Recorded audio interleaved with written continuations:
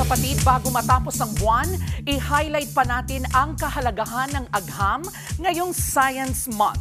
Alinsunod sa Presidential Proclamation No. 28 noong 1986, tuwing Setyembre, mas binibigyang pansin ang napakahalagang ambag ng pag-aaral ng siyensya sa ating buhay.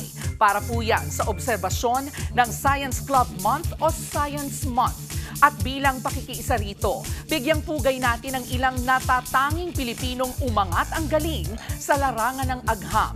Kabilang po dyan ang pediatric doctor at ang unang babaeng national scientist sa bansa na si Dr. Fe Del Mundo. Siya lang naman ang nagpasimula ng kauna-unahang incubator para sa mga bata na gawa sa kawayan.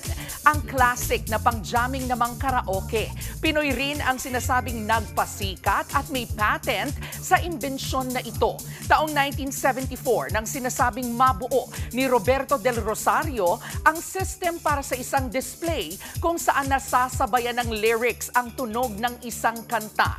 Heto pang isang Lodi Pinoy scientist. Ang Batanggenyong si Gregorio Zara mula Lipa. Bago pa po ang FaceTime at Zoom, nauna na siya sa kanyang video phone noong 1955. Ang mga nabanggit nating scientist, ilan lang po sa napakahabang listahan ng mga Pilipinong henyo sa larangan ng siyensya.